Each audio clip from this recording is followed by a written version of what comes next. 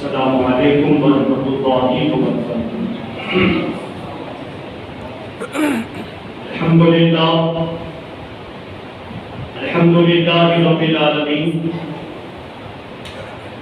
والعاقبۃ للمتقین والصلاۃ والسلام علی سید المرسلین، اما بعد، اعوذ باللہ من الشیطان الرجیم، بسم اللہ الرحمن الرحیم۔ قال اللہ تبارک و تعالی فی القرآن المجید والفرقان الحمید، وَإِذْ قَالَ رَبُّكَ لِلْمَلَائِكَةِ إِنِّي جَاعِلٌ فِي الْأَرْضِ خَلِيفَةً۔ صدق اللہ مولانا العظیم وصدق رسولہ النبی الکریم، ونحن على ذلك لمن الشاهدين والشاكرين والحمد لله رب العالمين۔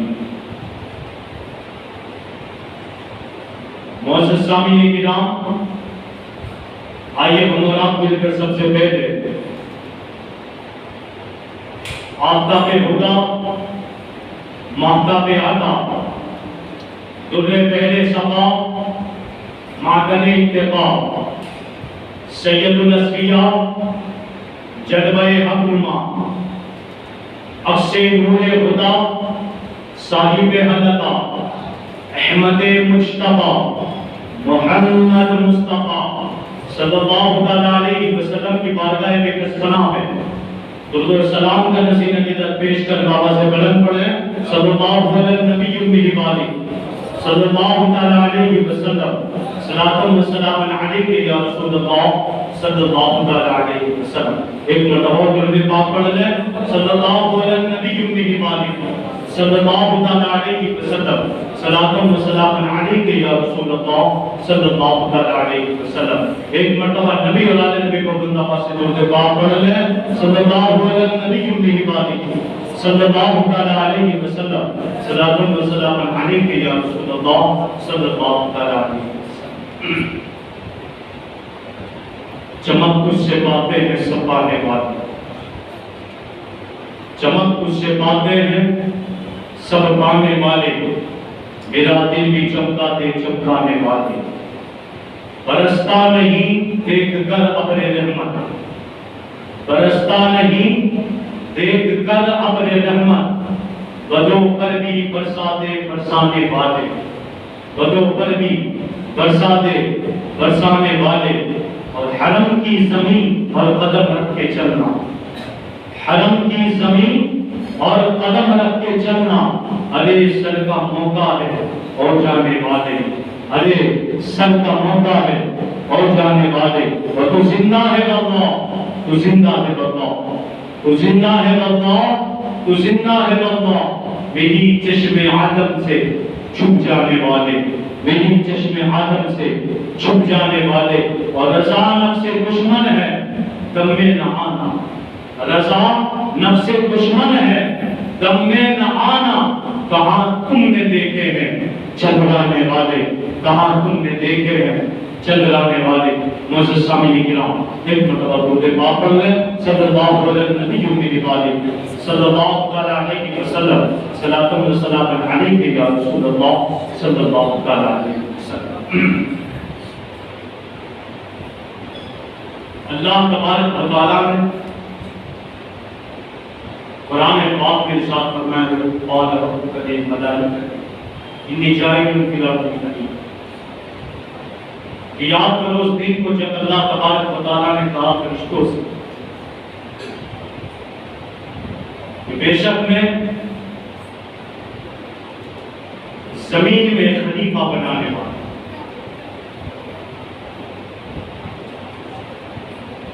اس پر فرشتوں نے کچھ عرض بھی کیا تھا رب تبارک و تعالیٰ سے کہ مولا ایسے لوگوں کو زمین پہ خلیفہ بنانے والا جو زمین میں فساد برپا کرے، خون ریزی کرے، کیا ہم دلی تصدیق تیری پاکی کے لیے کافی ہوں؟ علماء فرماتے ہیں کہ جس وقت اللہ تبارک و تعالیٰ نے نبی پاک سید عالم صلی اللہ علیہ وسلم کو اول و آخر نبی، ظاہر و باطن نبی، خلیفہ اعظم نبی حضور سید عالم صلی اللہ علیہ وسلم کو جب ظاہر کرنا چاہا تو حکم دیا کہ اے جبریل جاؤ، زمین سے سرخ، سفید، سیاہ، خشک، نرم، میٹھی، کھاری مٹی اٹھا کے لاؤ۔ جب اللہ تبارک و تعالیٰ نے چاہا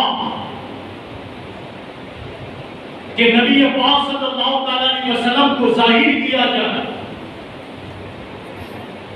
تو جبریل علیہ السلام کو حکم دیا، اے جبریل جاؤ، زمین سے سرخ، سفید و سیاہ، خشک و تر، میٹھی و کھاری مٹی اٹھا کے لے۔ جب جبریل علیہ السلام زمین پر تشریف لائے تو زمین نے کہا تھا کہ میں تجھے اللہ کی پناہ دیتا ہوں، میں اللہ کی پناہ میں آتی ہوں، مجھے نہ دے جا، کیونکہ اگر تو لے گئی تو میرا ایک حصہ جہنم میں جلے گا، ایک حصہ جہنم میں جلے گا، نہ لے جا مجھے نہ لے جا۔ جب زمین نے رب کی پناہ دی، جبریل علیہ السلام بغیر مٹھی میں مٹی دیے واپس تشریف لے۔ رب تبارک و تعالیٰ سے کہا، مولا میں تو گیا تھا لینے مٹی، میں تو گیا تھا مٹی لینے، مگر زمین نے تیری پناہ دی تو ادباً تیرے نام کی برکت سے میں نے مٹی نہ اٹھا، کیونکہ زمین نے مجھے پناہ دی تیرے نام، تو میں نے زمین سے مٹی نہ اٹھا۔ پھر حضرت اسرافیل علیہ السلام کو بھیجا، آپ نے بھی زمین سے مٹی نہ اٹھا۔ حضرت میکائیل علیہ السلام کو بھیجا، آپ نے بھی مٹی نہ اٹھائی۔ آخر کار حضرت ملک الموت کو بھیجا کہ تم جاؤ، تم اٹھا کر۔ جب ملک الموت آئے، آپ نے زمین سے مٹی اٹھانا چاہا، زمین نے پھر وہی کہا، آپ نے زمین سے کہا میں تیرا حکم مانوں گا، میں تو رب کے تابع، میں تو رب کے تابع۔ آپ نے زمین سے مٹی اٹھائی، مٹی پر خشک و تر، میٹھی و کھاری، سرخ و سفید و سیاہ، تمام اکٹھا مٹی اٹھائی، اٹھا کر رب کی بارگاہ میں پیش۔ رب نے کہا اس مٹی کو باہر رکھ دو جہاں فی وقت کعبہ ہے، ابھی کعبہ کئی سالوں تک اس مٹی کو وہاں رکھا گیا جہاں آج کعبہ معظمہ۔ پھر اس کے بعد حکمہ فرشتوں اس مٹی کا گھڑا بناؤ پانی سے، کس سے؟ پانی سے، گھڑا بناؤ پانی سے۔ الگ علماء مفسرین تفسیر نئی میں یہ لفظ موجود ہے کہ 40 دن تک مسلسل اس پر بارش ہوتی ہے۔ کتنے دن تک؟ 40 دن تک، جس میں ان 40 دن تک ایک کم، 40 میں ایک کم 39، ان 40 دن تک غم کا، رنج کا، غم اور رنج کی برساتیں ان 40 دن تک گری، صرف ایک دن خوشی کی بارش گری اس پانی پر، ایک دن خوشی کی بارش گری، باقی سارے دن اس پر غم کی بارش گری۔ علماء لکھتے ہیں اسی لیے انسانوں کا دل زیادہ غمگین رہتا، خوش کم رہتا، زیادہ غمگین رہتا۔ ڈاکٹر اقبال نے تو اپنے اشعاروں میں لکھا، دل کا میلان کم ہے خوشی میں، دل کا اصل رجحان تکلیف ہے راحت نہیں. دل غم کو چاہتا ہے، راحت تو عارضی چیز ہے، خوشی عارضی چیز ہے، آ گئی تو آ گئی، ورنہ دل کا اصل مقصد غم ہے، رنجو غم ہے. 39 دن تک اس پر غم کی بارش برستی رہی، ایک دن خوشی کی بارش ہوئی، پھر مختلف ہواؤں سے اسے سکھایا گیا، پھر حکم دیا فرشتوں کو کہ آپ اس گھاڑے کو طائف اور مکہ کے درمیان پہاڑیوں میں لے جائیں، وہاں قالیب تیار کیا ہے. الغرض جب اللہ تبارک و تعالیٰ نے اپنے دستے قدرت سے حضرت آدم علیہ السلام کو تیار کیا، تمام فرشتے تعجب میں تھے صورت کو دیکھ کر، کیونکہ پہلی بار ایسی صورت فرشتوں نے دیکھی، اتنی خوبصورت صورت فرشتوں نے پہلی بار دیکھی، سارے فرشتے تعجب میں. الغرض جب حضرت آدم علیہ السلام کا پورا مجسمہ، پوری قالیب رب تبارک و تعالیٰ نے اپنے دستے قدرت سے تیار کر دی، تو پھر روح کو حکم دیا جسم میں داخل ہو، روح کو حکم دیا جسم میں داخل ہونے کا، مگر روح قریب گئی، داخل ہونا چاہیے. جب اس نے دیکھا کہ جسم میں تاریکی، پورے جسم میں اندھیرا، وہ گھبرائی، روح گھبرائی اور پیچھے آ گئی. اسی صورت کو میں بڑی تیزی کے ساتھ اگر پورا تفصیلی واقعہ بیان کروں تو یاد رکھنا پورے 12 دن اسی میں ختم ہو جائے، مگر میں مختصر جامع معنی انداز میں آپ کو چند باتیں سمجھانا چاہتا ہوں. خلیفہ کیوں بنا، انبیاء کے آنے کا مقصد کیا تھا. الغرض جب اللہ تبارک و تعالیٰ نے قالیب تیار کر دی، فرشتوں نے دیکھا کہ قالیب تیار ہے، تو فرشتوں میں ابلیس بھی تھا جو اس وقت تمام فرشتوں کا سردار تھا. اور جب قالیب تیار ہو گئی، وہ دل میں سوچ تو رہا تھا کہ مٹی سے رب نے کیا بنا، اور اس کو یہ جو مقام ملا تھا نا، وہ اس لیے ملا تھا کہ اس نے زمین سے جناتوں کو پہاڑوں کی جانب گھسیٹا تھا. پہلے زمینوں کو جناتوں سے خالی کیا گیا، انہیں غباروں میں پہاڑوں کے گرد ان کے گھر دیے گئے. اللہ تبارک و تعالیٰ نے اس کے بعد ابلیس کو یہ مقام دیا، وہ جنت میں بھی جاتا، زمین میں بھی نماز پڑھتا تھا، جنت میں بھی نماز پڑھتا تھا، الغرض تمام فرشتوں کا سردار تھا. جب اس نے دیکھا تو اس نے فرشتوں سے کیا کہا پتا؟ اے فرشتوں، تم تعجب کرتے ہو جسم کو، اس قالیب کو دیکھ کر جو آدم علیہ السلام کا خاکہ تیار کیا گیا تھا، قالیب مجسمہ. تو اس ابلیس نے کیا کہا؟ فرشتوں، تم تعجب کرتے ہو جسم کو دیکھ. فرشتوں نے کہا ہاں، ایسا تم نے کبھی دیکھا نہیں، اتنا خوبصورت تو کبھی دیکھا ہی نہیں. کہا دیکھو تو صحیح سے کتنے سوراخ ہے اس انسان، سوراخ کتنے اس انسان. مگر ہاں جب سوراخ کی بات کی تو ابلیس کیا کہہ رہا ہے؟ کتنے سوراخ ہے اس انسان. پھر ابلیس نے کہا فرشتوں سنو، یہ انسان، یہ خاک کا پتلا تو اتنا کمزور ہے، اگر بھوکا رہ جائے تو بھوک کی وجہ سے مر جائے، اور اگر زیادہ کھا لے تو جم نہ سکے. اس کی کمزوری کا عالم یہ ہے کہ اگر بھوکا رہ جائے تو نڈال ہو کر گر جائے، اور اگر زیادہ کھا لے تو جم نہ سکے. اس کا حال ہے. مگر جب ابلیس کی نظر دائیں طرف دل پر پڑی، کس پر؟ دل پر. تو پھر ابلیس نے کہا فرشتوں سنو، ان کے دائیں طرف جو ایک لوٹھڑا میں دیکھ رہا ہوں، گوشت کا ایک ٹکڑا، مجھے لگ رہا یہی وہ ٹکڑا جس میں رب کی محبت ہو، یہی وہ ٹکڑا جس بنیاد پر رب تبارک و تعالیٰ انسان کو خلیفہ بنانا چاہتا ہے. یہی دل ہے جس دل پر ان کی پوری بنیاد کھڑی ہے.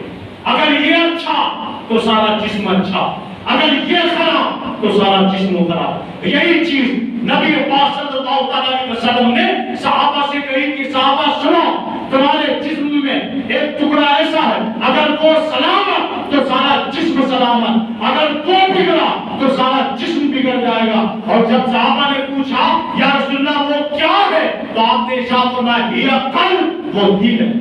وہ دل اگر یہ سلام ہے تو سب سلام، اگر یہ بگڑ گیا تو سب بگڑ گیا.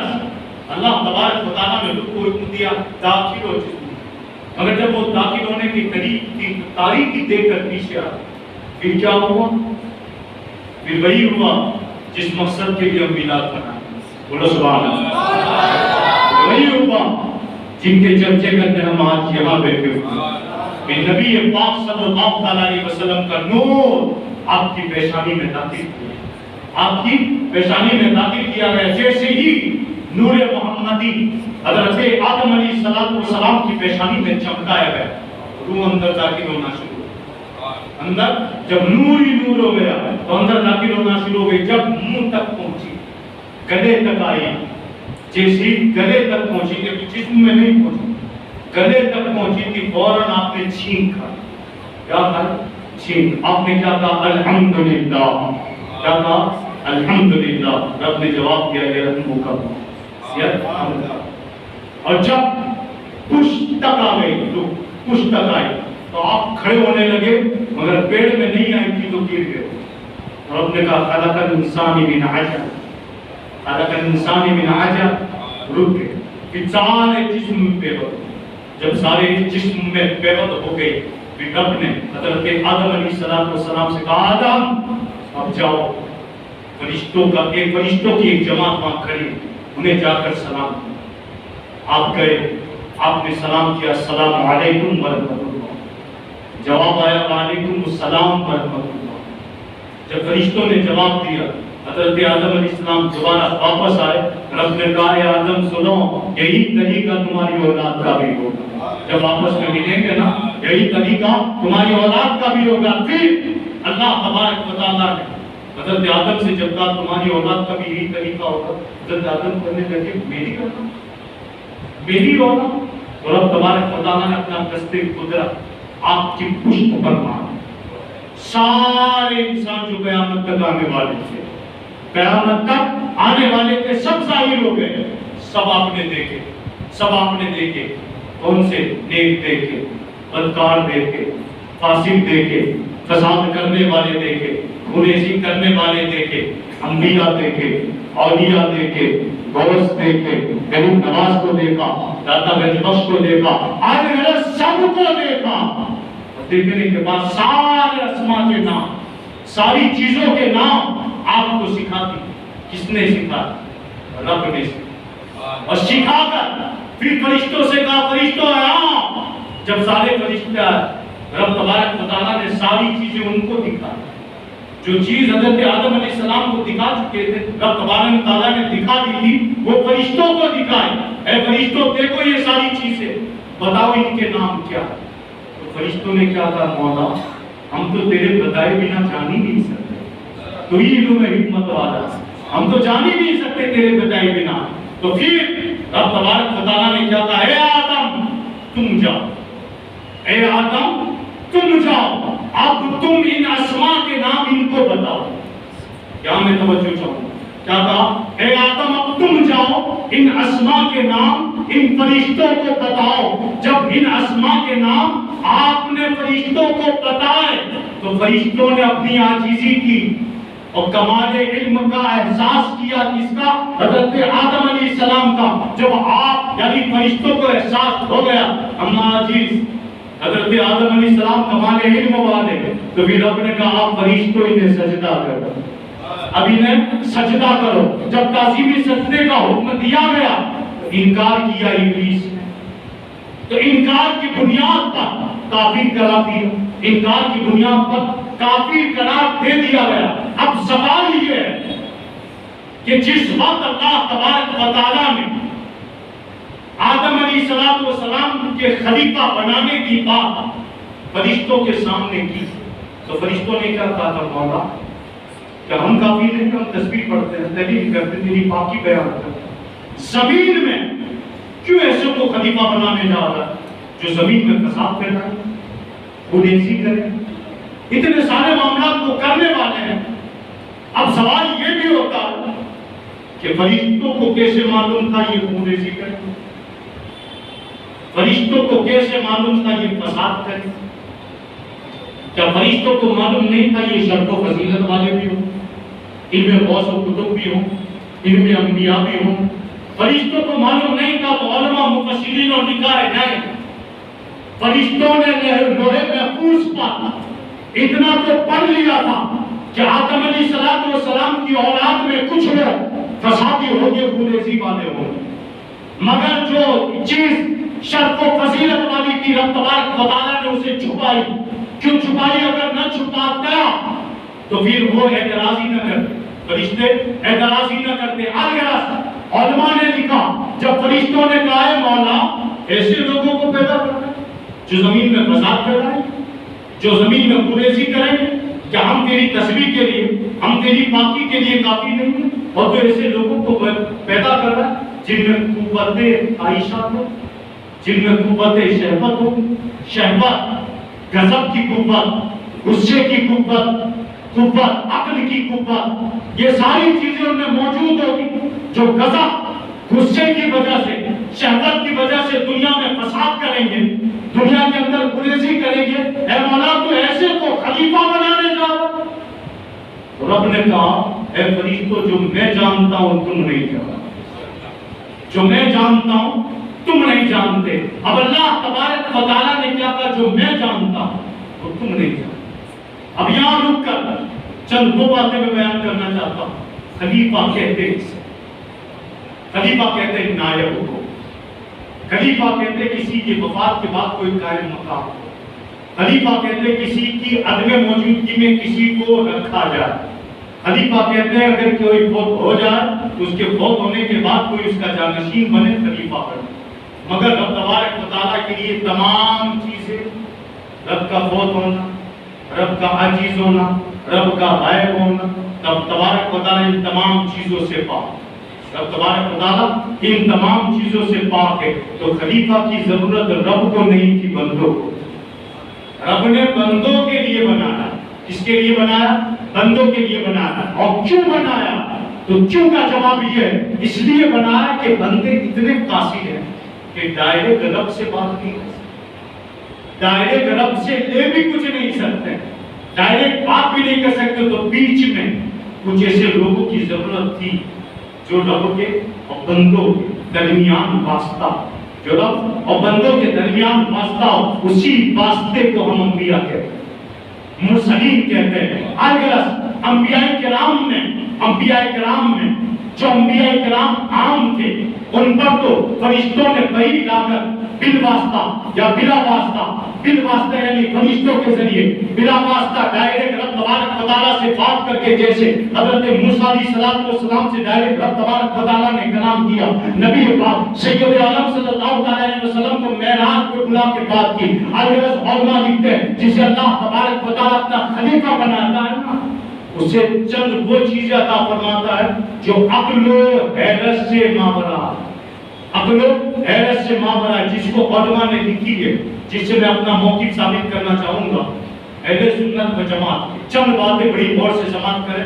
یہ وہ چیز ہے کہ خلیفہ دنیا میں کسے بنایا جاتا ہے. حضرات انبیاء کرام علیہ السلام کو جو خلیفہ بنایا اس کی وجہ یہ، نمبر ایک یہ کہ یہ آسمان و زمین کی چیز کے مجموعے کا نام، آسمان و زمین کے مجموعے کا نام ہے نبی. کیوں؟ کیونکہ ان کا جسم جو ہے وہ فرشی ہے، ان کی روح عرشی ہے. جسم فرشی ہے، روح عرشی ہے. روح کیا؟ عرشی ہے.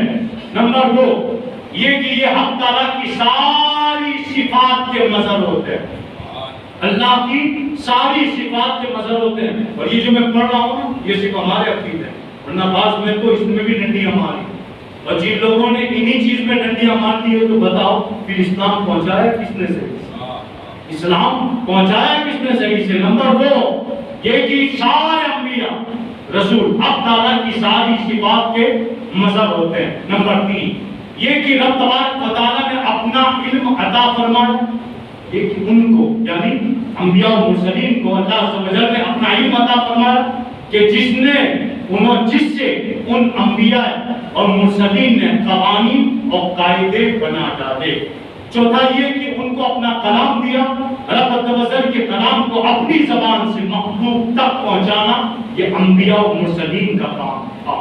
نمبر 5 یہ کہ ان کو ایسی قدرت کاملہ عطا فرمائی جو رب عزوجل کی قدرت کا نمونہ، اگرچہ بظاہر فرشتے بہت کبھی ہوتے ہیں، لیکن علماء فرماتے ہیں لیکن نبی کی قدرت و قوت ان سے بھی کہیں بڑھ کر ہے۔ حضرت الملک الموت حضرت موسیٰ علیہ السلام کی ایک تھپڑ کی تاب نہ لا سکے، جیسا کہ حدیث مبارک میں آیا ہے کہ آپ نے جب ایک تھپڑ ماری تھی نا ملک الموت گر گئے، آنکھ نکل آئی۔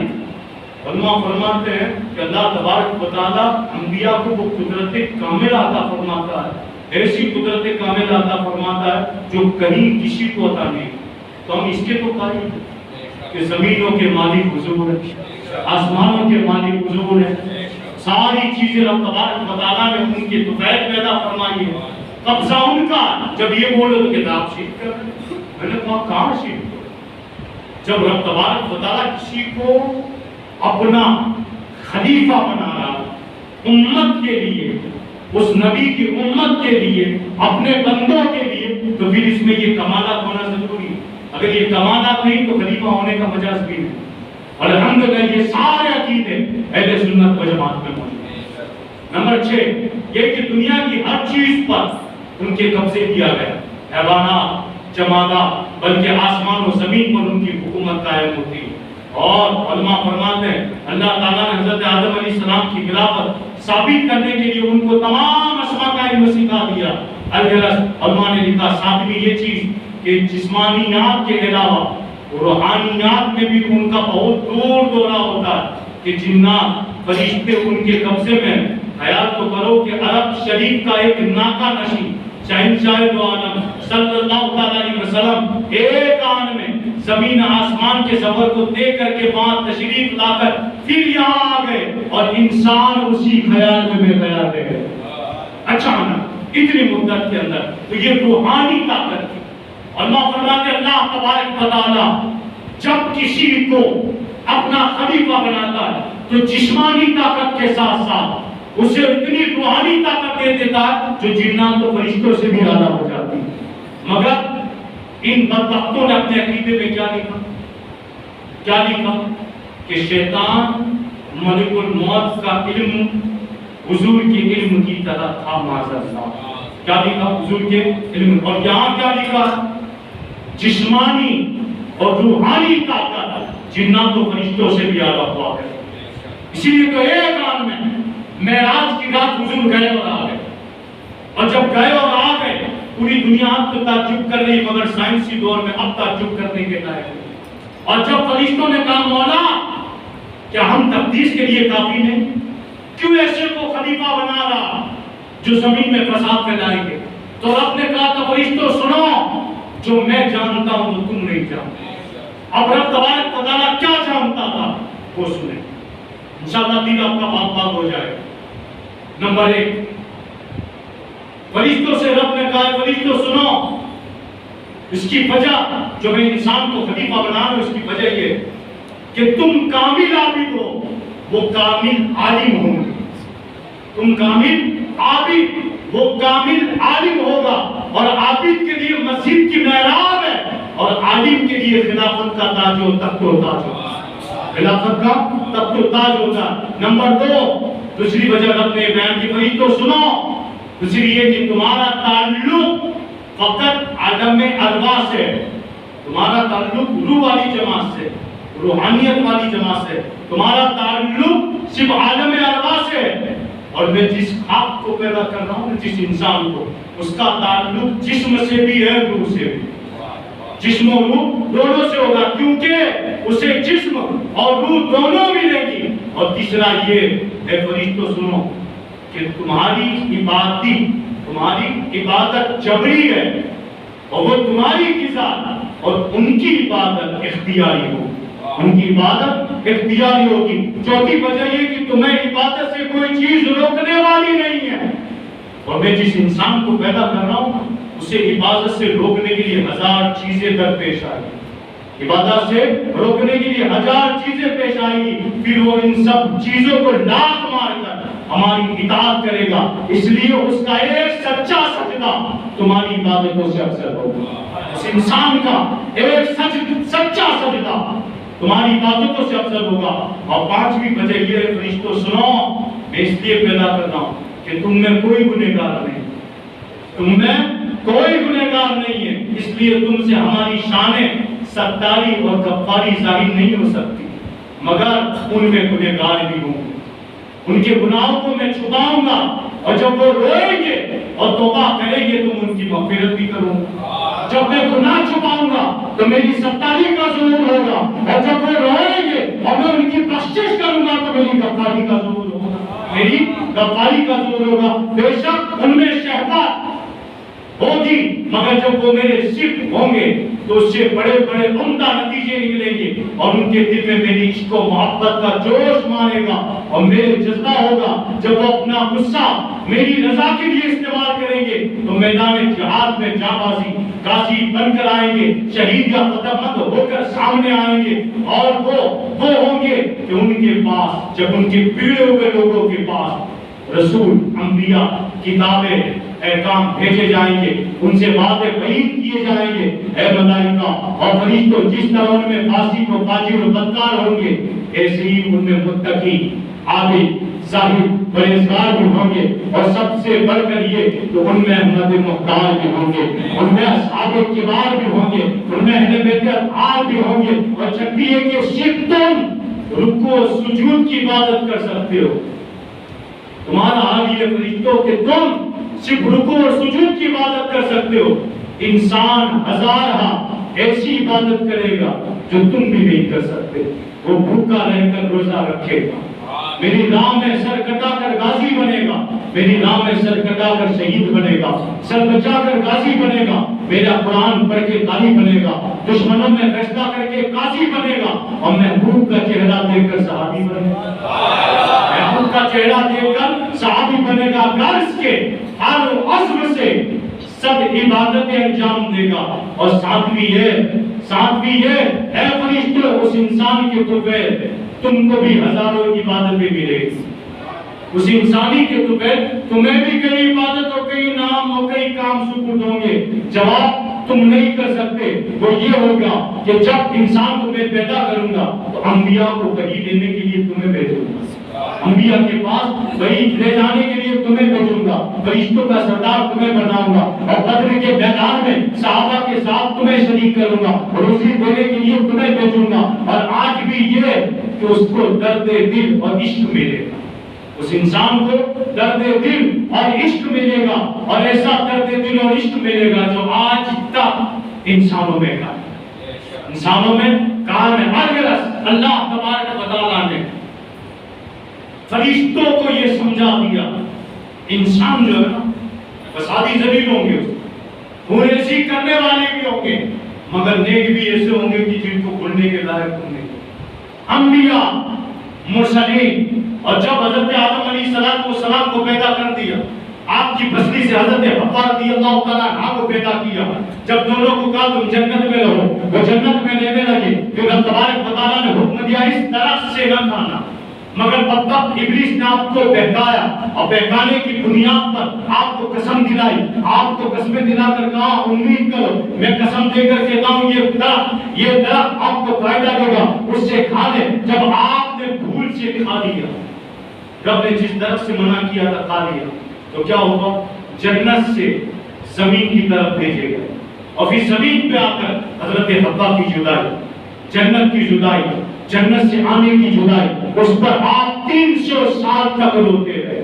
اس دنیا میں 5 لوگ اتنا روئے، 5 لوگ اتنا روئے جتنا کوئی نہیں روئے۔ نمبر 1 حضرت آدم علیہ السلام 300 سال تک روئے۔ نمبر 2 حضرت یعقوب علیہ السلام اپنے بیٹے کی جدائی پر روئے، حضرت یعقوب علیہ السلام اپنے بیٹے کی جدائی پر روئے تھے۔ نمبر 3 حضرت لوط اور حضرت نوح علیہ السلام خوف خدا میں، حضرت لوط اور نوح علیہ السلام خوف خدا کے اندر بڑے روئے تھے۔ نمبر 4 سیدہ طیبہ طاہرہ فاطمہ الزہرا رضی اللہ تعالیٰ عنہ نبی پاک کی جدائی پر بہت زیادہ اتنا کوئی نہیں. نمبر 5 امام زین العابدین کربلا کے واقعے کے بعد سب سے زیادہ ان سب میں سب سے زیادہ 300 سال تک حضرت آدم علیہ السلام روئے. حضرت آدم علیہ السلام جب روئے نا تو حضرت جبریل علیہ السلام نے سفارش و شفاعت پیش کی. رب تبارک و تعالیٰ کی مولا کئی سال ہو چکے, اب تو بخش, اب تو معاف کر. تو آپ نے کہا جاؤ جبریل محمد عربی کا وسیلہ دے کر کہو کہ وہ توبہ کرے.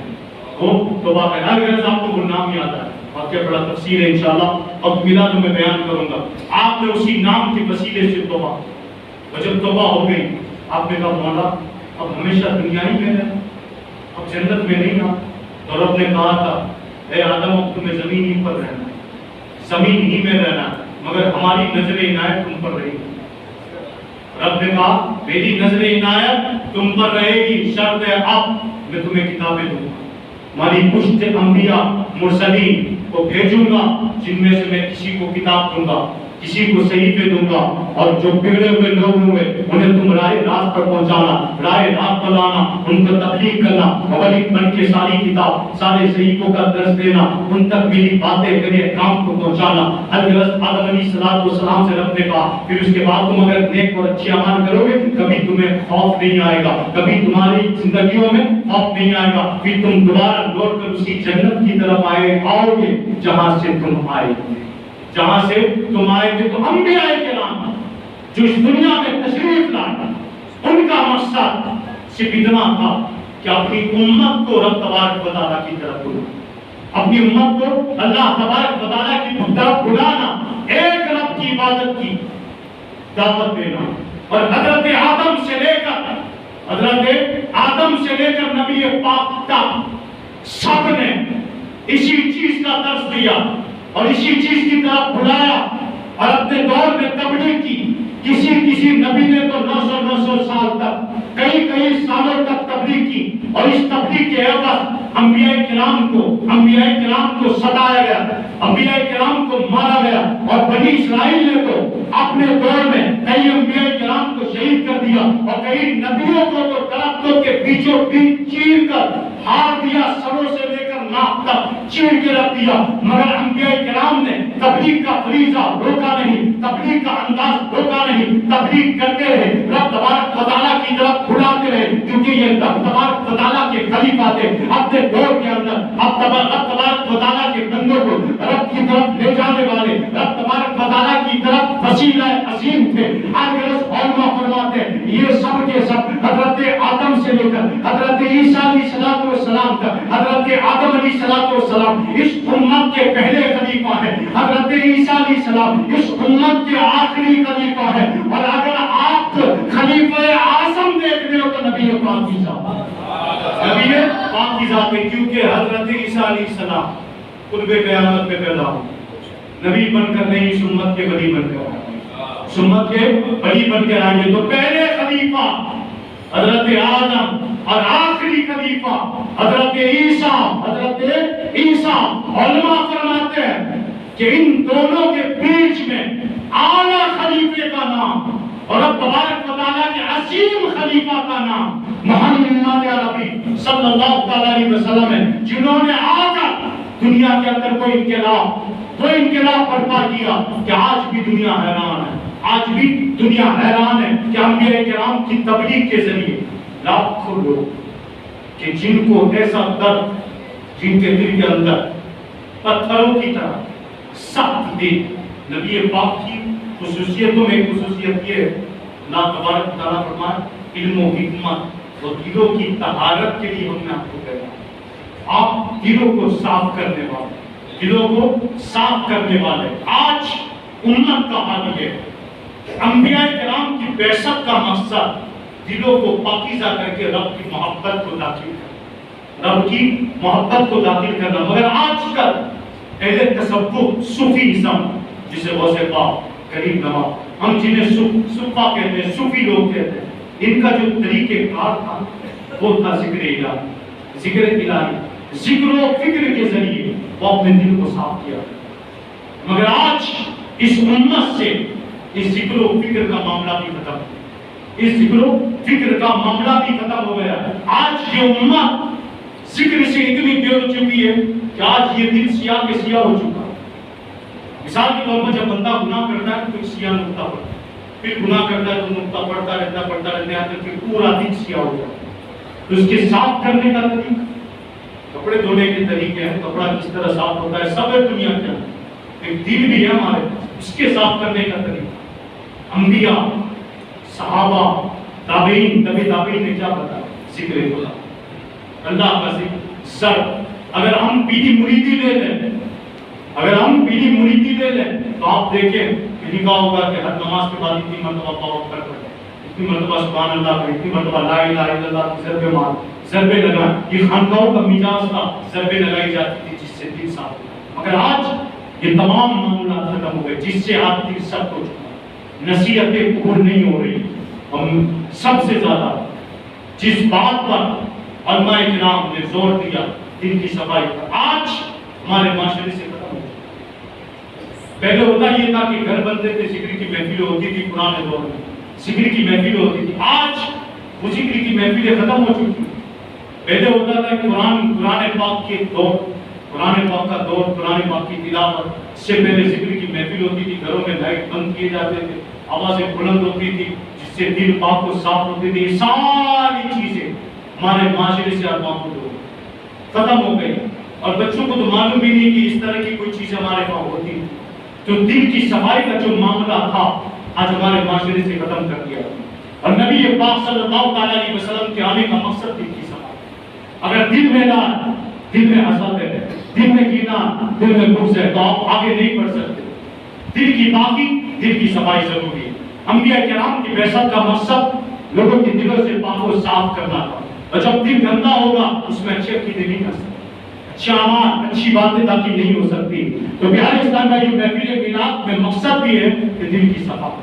آئے ہو دعا بھی کریں کہ مولا تعالیٰ اس محفل میلاد کی برکت سے ہمارے دل کی قدوتوں کو پاک فرما دے، ہمارے دل کو صاف فرما دے، ہمارے دل کو گنبد خضرا کا مدینہ بنا دے، ہمارے دلوں سے تمام گندگیاں دور کر دے، ہمارے دلوں میں عشق نبی داخل کر دے، عشق صحابہ داخل کر دے، عشق اہل بیت داخل کر دے، تمام باطل فرقوں کی نفرتیں داخل فرما دے۔ میں نے کہا تھا نا تبلیغی جماعت، حضور شیخ الاسلام سے چند فتوے پوچھنے میں آئے، بات بڑی لمبی ہو گئی۔ حضور شیخ الاسلام اور مسلمین سے جب پوچھا گیا تھا تبلیغ کے بارے میں تو حضور شیخ الاسلام اور مسلمین نے تبلیغ کے جو کارنامے اور نمونے انجام دیے تھے، آپ نے فرمایا تھا کہ تبلیغ ہر ایک کا کام نہیں، ہر ایک کا کام نہیں۔ موجودہ دور میں جماعت اسلامی اس طرح دوسری جماعت انہوں نے کیا کیا؟ ماڈرن اسلام پیش، ماڈرن، یعنی وہ چاہتے تھے نیا اسلام پیش کریں۔ مثال کے طور پر ٹائی پہن کر، سوٹ پہن کر، ان کر کے اور پینٹ وغیرہ پہن کر آپ بیان کریں، نمازوں میں کھڑے ہو جائیں، یہ ایک ایسے اسلام کا تصور دینا چاہتے ہیں۔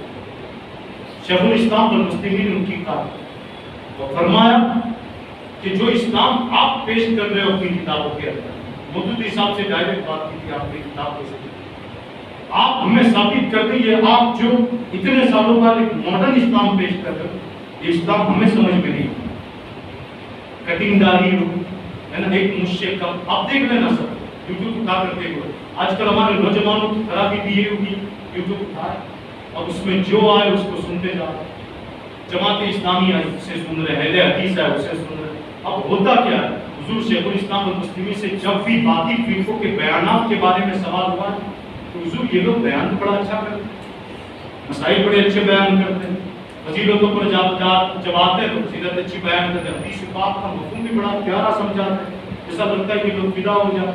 اور یہ تاریخ جمیل جیسے لوگ تو اتنے روتے کہ لگتا ہے کہ خوف خدا میں مر جائے گا، خوف خدا میں ابھی موت آ جائے گی، اسے اتنے روتے ہیں اور رو کر بڑے اچھے انداز میں بیان کرتے۔ آپ نے فرمایا تھا یہی ان کی سب سے بڑی چاہت، یہی ان کی سب سے بڑی، میں اپنے نوجوانوں کو خاص کر کہنا چاہتا ہوں، وہ 2 گھنٹے کے بیان میں مثال کے طور پر آپ نے یوٹیوب میں سرچ کیا ہوگا، سن رہے، آپ کو پتا نہیں یہ کون، آپ نہیں جانتے یہ کون، مگر آپ سن رہے ہیں، 2 گھنٹے کا بیان آپ نے سنا، آپ پھر اس کے نام سے دوسرا سرچ کرو گے، یار بڑا اچھا بیان تھا، دوسرے دن آپ نے سرچ کیا، پھر 1.5 گھنٹے والا بیان آیا، کسی نے دن سرچ کیا آدھے گھنٹے والا، پھر 5 منٹ 10 منٹ آپ سن رہے ہیں۔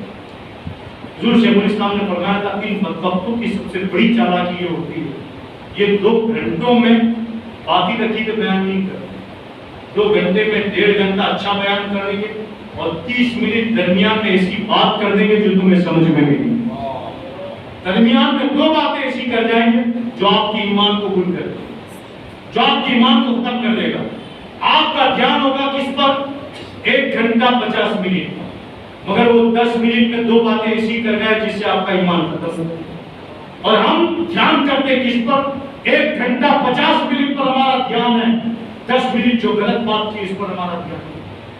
بڑی بنیادی میں بات کہنا چاہتا ہوں، اگر سمجھ میں آ جائے تو خدا کے واسطے انہی لوگوں کو سنیں جو اہل سنت و جماعت سے تعلق رکھتے ہیں، جو اکابر میں ہو، جو ہمارے اکابر میں ہیں، جن کو ہم اپنے بڑے شمار کر دیں، انہی کا بیان سنیں آپ اور انہی کو فالو کریں۔ ورنہ یاد رکھنا آج اتنی بیماری پھیل چکے ہیں، لوگ پاگل ہو چکے ہیں، یہ جوان بچے کالجز میں پڑھنے والے، یونیورسٹیوں میں پڑھنے والے، جن کو دین سے کوئی وابستگی نہیں۔ حضور نے اپنی امت سے 4 مطالبات کیے، 2 مطالبہ میں آپ کے سامنے بیان کر رہا ہوں۔ ایک مطالبہ پوری امت سے آپ نے یہ کیا تھا، لوگوں سنو اے میری امت، بن سکو تو شریعت مطہرہ کے عالم بننا۔ کیا کہا تھا؟ بن سکو تو شریعت مطہرہ کے عالم بننا۔ اور دوسرا مطالبہ یہ کیا تھا اگر شریعت مطہرہ کے عالم نہ بن سکو تو پھر عالم کے قدموں میں بیٹھنے والا بننا۔ مگر کیا ہوگا؟ تیسری اور چوتھی انشاءاللہ بعد میں بیان کروں گا، یہ 2 سن لیں آپ۔ بن سکو تو شریعت مطہرہ کے عالم بننا۔ نمبر 2، اگر نہ بن سکو عالم تو پھر عالم کے قدموں میں بیٹھنے والا بننا، ان کی صحبت میں اٹھنے بیٹھنے والا بننا۔ مگر آج کل ہم نے اپنے عقل کے گھوڑے دوڑایا، آج کیا ہوا؟ کتنے لوگ یوٹیوب کی وجہ سے گمراہ ہو چکے ہیں، انہیں پتہ ہی نہیں ہے، وہ حیران ہیں۔ آج بھی وہ بچے اسی میں لگے ہوئے ہیں، اسی میں لگے ہوئے ہیں کہ میلاد نہیں منا سکتے، جھنڈے نہیں لگا سکتے، گیارہویں کی نیاز نہیں کر سکتے۔ ان میں بولے والے بچوں سے ایک چیز کہنا چاہتا ہوں، پیارے بچوں سنو، ہمارا جھگڑا ان اکابروں سے میلاد پر نہیں ہے، جھنڈوں پر نہیں ہے، گیارہویں کی نیاز پر نہیں ہے، ہمارا ان سے اصل جھگڑا ہے گستاخی رسول پر۔ اور ہم نبی پاک کے تعلق سے نہ کل سمجھوتا کریں گے نہ آج کریں گے۔ تو برائے کرم اگر آپ ان کے عقیدے سے واقف نہیں ہیں تو آپ بڑی بڑی باتوں میں آپ نہ پڑیں۔ آپ کا کام تھا شریعت مطہرہ سمجھنا، اگر آپ کو سمجھ میں نہیں آ رہی ہے تو پھر دوسرا کام یہ ہے کہ آپ عالم کی صحبت میں رہیں، آپ عالم کی صحبت میں رہیں، سنی سویل عقیدہ عالم کی صحبت میں رہیں۔ ورنہ یاد رکھنا ہر ٹائم کرنے والا تبلیغ کرنے لگے گا، آپ کس کی بات مانو، کس کی بات مانو؟ آپ سچ کریں۔ ایسے ایسے لوگ جو ٹوپی بنا بھی نہیں کرتے، ٹوپی بنا بھی کون ہے، کوئی لوگ ہے جس کی داڑھی ہے، داڑھی یوٹیوب پر صاف ہے، تو آپ کیا سب کو فالو کرتے؟ سب کی بات مان لو، سب کی بات ماننے کا حکم نہیں، سب کی بات ماننے کا حکم میں نے کہا نا، ایک ہی ذات ایسی ہے رب نے کہا وسطوں ہوتی ہو، ہاں محبوب کی ذات ایسی ان کا سنو غوراً عمل کرنا، آپ غور و فکر بھی نہیں کرنا، وہ ذات ہے ان کی بات سنتے ہی عمل کر لو، غور و فکر کی بھی اجازت نہیں ہے۔ مگر آج کل اوروں کی تقاریر سن کر، اوروں کی تقریریں سن کر آپ جو بدمست ہو چکے ہو، حواس ہو چکے ہو اور گمراہیت کی طرف جا رہے ہو، اپنے اہل خانہ کو برباد کر رہے ہو۔ یاد رکھنا آپ اپنے آپ کی بھی فکر کریں، اپنی آنے والی نسلوں کی بھی فکر کریں۔ یاد رکھنا جس طرح فرشتوں نے کہا تھا اے مولا ہم کافی عبادت کے لیے، اے مولا ہم کافی ہیں تیری تقدیس بیان کرنے کے لیے، اے مولا ہم کافی ہیں رکوع سجود کے لیے، کیوں فسادیوں کو پیدا کر رہا ہے، کیوں خیروزی والوں کو پیدا کر رہا ہے، کہیں فسادیوں میں ان قریشیوں میں تمہارا بھی نام نہ آ جائے۔ آ جاؤ وفادار جماعت میں، آ جاؤ وفادار جماعت میں، اور اس جماعت کے اندر آ جاؤ جس کے بارے میں اعلیٰ حضرت وزیر بریلوی نے کہا تھا ہم رسول اللہ کے جنت رسول اللہ، ہم رسول اللہ کے جنت رسول اللہ کی۔ آج جو نوجوان طبقہ دل سے دور ہے، جس کے بارے میں حضور شیخ الاسلام المسلمین نے ارشاد فرمایا تھا ہر تبلیغ کرنے والوں کو مبلغ نہ سمجھا، دیکھا جائے کہاں سے بول رہا ہے، کیسے بول رہا ہے، کیوں بول رہا ہے، کس انداز سے بول رہا ہے۔ حدیث کا مبلغ اگر حدیث بھی نہیں سمجھے گا تو آپ کو کیا سمجھا؟ لوگ کہتے ہیں نا یعنی کہ مدرسے میں بھیجنے میں کیا عرض ہے، قرآن تو پڑھاتے ہیں، مگر شیخ الاسلام نے اپنے پورے ایک بیان میں کہا ہے کہ کتابیں بھی لکھا، یہ نہ دیکھو کہ قرآن پڑھ رہا، یہ دیکھو کس سے پڑھ رہا، کس سے پڑھ رہا۔ اگر قرآن پڑھانے والا دیابنا ہے تو دیابنا بن جائے، اگر قرآن پڑھانے والا سنی ہے تو سنی بن جائے، قرآن پڑھانے والا باطل عقیدے سے ہے تو پھر باطل عقیدہ پڑھ لے گا۔ تو لہٰذا سب سے پہلے غور یہ کرو کہ استاذ کون ہے، استاذ کون ہے۔ اگر اسی پر غور نہیں ہوگا تو یاد رکھنا بچہ بگڑ جائے، اور جب بچہ بگڑ گیا تو آپ کی آخرت بگڑ گئی، آپ کی آخرت بگڑ گئی۔ تو پیارے اسلامی بھائیوں، خاص کر نوجوانوں سے اپنے دل کی اصلاح کریں۔ آج کل لوگ کہتے تھے ہاتھ نے گناہ کیا، آنکھ نے گناہ کیا، قدم نے گناہ کر لیا، پیر نے گناہ کر لیا۔ حضور شیخ الاسلام والمسلمین فرماتے ہیں یہ سب کہنے کی بات ہے، نہ ہاتھ نے گناہ کیا ہے، نہ آنکھ نے گناہ کیا ہے، نہ قدم نے گناہ کیا ہے، نہ زبان نے گناہ کیا ہے۔ آج غرض یہ ساری چیزیں دل کی واقعیت سے، اگر دل صحیح ہوتا تو نہ آنکھ گناہ کرتی، اگر دل صحیح ہوتا تو نہ ہاتھ گناہ کرتے، اگر دل صحیح ہوتا تو نہ پیر گناہ کرتے۔ یہ دل کی خرابی کی، یہ دل کی خرابی کی بنیاد پر آنکھ نے کی، دل کی خرابی کی بنیاد پر ہاتھ نے گناہ کیا، دل کی خرابی کی بنیاد پر پیر نے گناہ کیا، دل کی خرابی کی بنیاد پر تیرے گناہ ہوتے رہے۔ اگر دل صاف و شفاف ہوتا تو آنکھ گناہ نہ کرتی، ہاتھ گناہ نہ کرتے، قدم گناہ نہ کرتے۔ اگر علماء فرماتے ہیں دل کو صاف کر، اگر یہ دل صاف و شفاف ہے تو نبی پاک کی محبت، تبلیغ انداز اور جس مقصد کے لیے انبیاء کرام اس دنیا میں آئے اس مقصد کو آپ سمجھ سکو گے۔ اور مقصد صرف اتنا تھا کہ ہم گنہگار بندوں کو رب تبارک و تعالیٰ کی بارگاہ تک پہنچائیں۔ آج اتنے سال گزر گئے مگر اس کے باوجود اتنا رب کا احسان ہے کہ ہم رب کو ایک مانتے ہیں، ایک مانتے ہیں۔ نبی پاک صلی اللہ علیہ وسلم کو آخری نبی کہتے ہیں۔ فرمان ہے کہ انبیاء آئے، مرسلین آئے، کتاب آئی ان پر، کسی پر صحیفے آئے، اور سب کا کام تھا اپنی امت کو تبلیغ کر کے انہیں رب کی طرف بلانا، ایک رب کی طرف بلانا۔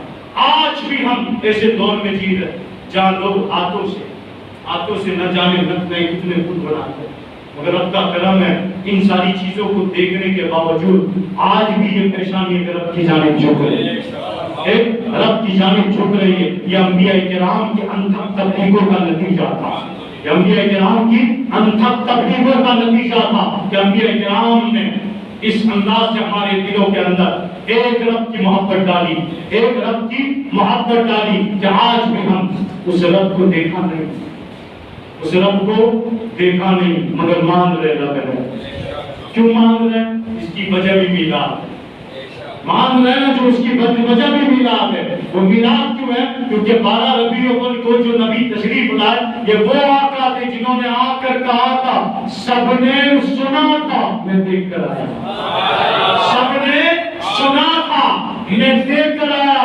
تو لوگوں اگر تم سے کوئی پوچھے کس کا میلاد مناتے تو دھرتی کی چوٹ پہ کہنا ہم اس نبی کا میلاد مناتے جو رب کو دیکھ کر آیا،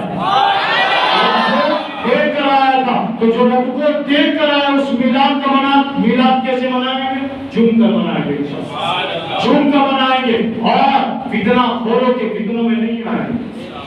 کوئی بھی آپ سے سوال کرے میلاد منا سکتے ہیں، جھنڈے لگا سکتے ہیں، آپ کو یہی کہنا جھگڑا ہمارا اس سے نہیں ہے، بیٹھ جائیں گے اس پر تو ایک دن گستاخ بات یہ کر کے تمہارے بڑوں نے جو گستاخیاں کی ہے اس سے آپ نے توبہ کی کہ نہیں؟ اگر کہے کہ توبہ ہے تو پھر سینے سے لگا لینا، اگر کہے کہ کون سی گستاخیاں پھر ہم جیسوں کے پاس لیا تھا ہم بتائیں کہ گستاخیاں کیا ہوتی ہے، گستاخیاں کیا کی۔ آج بھی علامہ ارشد القادری اور بڑے بڑے علماء کی کتابیں موجود ہیں جنہوں نے گستاخیاں کی ہے، آج بھی کتابوں کے اندر لکھی ہوئی ہے، آج بھی دلی کی پریس سے چھپ بھی رہی ہے، چھاپ بھی رہے ہیں، چھپی ہو تو الگ بات، آج بھی چھپ رہی ہے۔ تو آج بھی چھاپنا یہ گناہوں پر جرم کہلانا، گناہوں پر جرم کہلانا۔ اگر تائب ہو جاتے تو چھاپنا بند کر دو، تائب ہوتے تو چھاپنا بند کر دیتے، مگر آج بھی چھپ رہی ہے۔ بس بات سمجھ میں آ گئی کہ آج بھی تم اس پر قائم ہو، جب قائم ہی ہو تو جب تک توبہ نہیں کرو گے، جب تک توبہ نہیں کرو گے ہمارے دلوں میں لذت شامل ہو سکتے ہو، ناز شامل ہوں گے۔ لہٰذا تبلیغ کے لیے ایسے لوگوں کو چنیں، جو انبیاء کی روش پر۔ اللہ تبارک و تعالیٰ نے امتیوں پر، اپنے بندوں پر اور نبیوں کے امتیوں کے لیے انبیاء کو خلیفہ بنایا، انبیاء کو خلیفہ بنایا۔ جب نبوت ختم ہو گئی اس کے بعد پھر نبی پاک اور منہاج نبوت پر خلفائے راشدین آئے۔ یہ خلافت چلی صدیق اکبر، فاروق اعظم، عثمان غنی مولا کائنات، عثمان غنی مولا کائنات، پھر اس طرح طریقہ چلتا رہا۔ آج تک اتنے سال ہو گئے یہ امت اپنے 1400 سال والے طریقے پر قائم ہے، منہاج نبوت، اور جس مقصد کے لیے انبیاء کرام اس دنیا میں آئے اور جس مقصد کو صحابہ سے لے کر، مجتہدین سے لے کر، اولیاء صالحین سے لے کر تمام لوگوں نے جو پھیلایا تھا، آج بھی ہم اسی مقصد پر کھڑے ہیں جو انبیاء کرام نے اپنی امت کے سامنے بیان کیا تھا۔